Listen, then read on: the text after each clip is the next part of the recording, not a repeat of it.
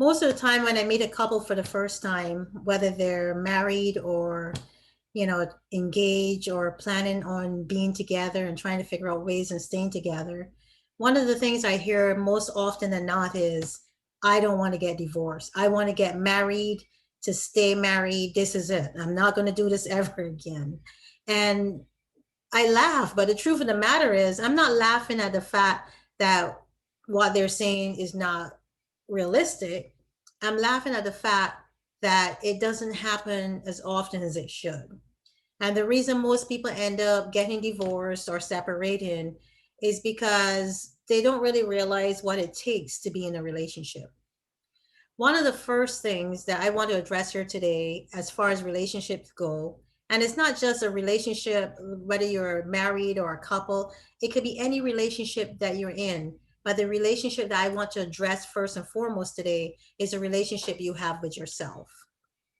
It is impossible. Let me say that without any shadow of a doubt, without any question, it is impossible for any relationship between a man and a woman and a woman, a man and a man, however you determine the relationship, to be successful if healing has not taken place on an individual level. A relationship is about two people coming together. A relationship is just not about one person carrying the relationship and the other person following. That happens, but even if that happens, how are you going to follow if the person you're following is damaged goods? How are you gonna lead if you're damaged goods and you're bringing people along with you on the road to destruction?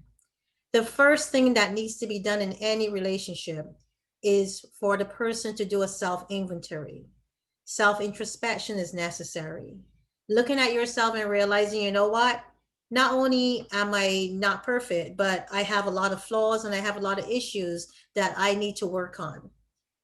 If you can identify those issues, if you can work on those issues, then you're halfway there. I mean, is better than most people who do not want to admit that they have any issues at all. But the problems in relationships occur when one person or both people come from a situation or circumstances where they have been abused, misused, or totally ignored in another relationship. Whether it's a relationship with their parents, whether it's a relationship with a significant other, whether it's a relationship with a partner, whether it's a relationship with a child.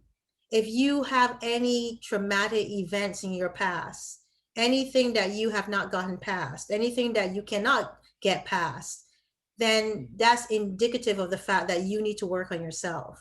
You need to do inventory, take inventory, and you need to get help. A lot of people do not want to get help. You know how many times I've heard in relationships where one person will come to me and say, you know what? That person doesn't think that they have a problem. They think that I'm the problem or I have the problem. And the truth of the matter is, even if it's one of you that has a problem, it doesn't matter because it affects the overall picture. So why send that one person that has a problem to get help without supporting that person? It's okay. Yeah, that person may need help, but they also need support. And not having any support system while they're getting help can also delay the whole aspect of being of getting healing. Healing is essential. Is essential on a spiritual level. Is essential on a mental level. Is essential for all levels. Without healing, you cannot correctly or efficiently navigate any relationship. It starts with you. It starts with you recognizing who you are, why you do the things you do, and why you can't have the things that you think you can have. You have to be a realist. You have to be realistic in your assumptions, and you have to be realistic in your approach.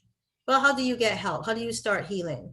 Well, we talk about introspection. We talk about going to a place where you look at yourself, and then we talk about acknowledging that there's something wrong. And then obviously, the next step would be to take action. See someone, reach out, ask for help. The African American community and the Black community on a whole is one that shirks away from, therapy, counseling, life coaching. Most people don't go that route. They don't go that route because they're not comfortable going that route or because culturally we've been taught not to go that route.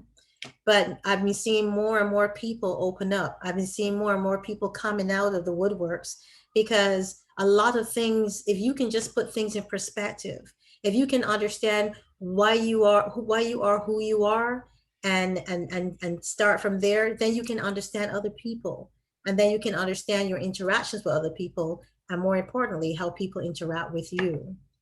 We grew up in a culture, I know I did, I grew up in a culture where, children were seen and not heard. If you spoke, ay, ay, ay. I remember those days. You can't speak up to your parents. You can't tell your parents how you feel. That's the environment I was raised in. Everybody is not as unfortunate. A lot of people are more, there's more permissive parenting, where people allow their children to speak to them. They allow their children to tell them how they feel. They allow their children to engage with them so that they can find resolution throughout the process of parenting or growing up. But most people don't come from that. We assume that everybody has the Cosby family effect. Everybody wasn't raised in the Cosby family. Everybody didn't have a voice. And a lot of people still don't have a voice because there's so many secrets they're holding, or so many things they're holding on to, that are deteriorating the fabric of who they are. I said in one of my videos that this year, let's make a commitment to the truth. The first commitment to the truth is acknowledging that you need help. The first commitment to the truth is your truth, understanding that your truth will set you free. You cannot allow other people's perception of that truth or their interpretation of that truth to stop you from being truthful with yourself. You need to speak up. If healing is a part of your process, then it has to start with you being honest with yourself. Reach out, ask for help, seek out help, however, by any means necessary. Tell someone about what you went through, what you're going through, or how something affected you in your past. And then find resolution with those things in your past. Find peace. Put those things to rest so that you can be able to have a more realistic view of your relationship or what you're doing with others. It's very hard to see others when you look in the mirror and all you can see is yourself. Stop using the world as a large mirror that reflects only your appearance, only you. It's time that you look in the mirror and truly see what is in the mirror instead of what you want to project in that mirror. My name is Ingrid Felton. As always, thank you for visiting my YouTube channel. If you're interested in finding out more about me, please visit my website, www.ingridfelton.com. If you want more information or you want to reach out to me. Also, please subscribe to the videos. Your comments are welcome. Tell others about the videos. Don't be selfish. Share, we can be selfish. Share the knowledge you're getting here, or whatever tidbits you think you're getting from these videos, with others. And thank you as always. Again, this is going to be a spectacular year. We're going to make it so. Bye.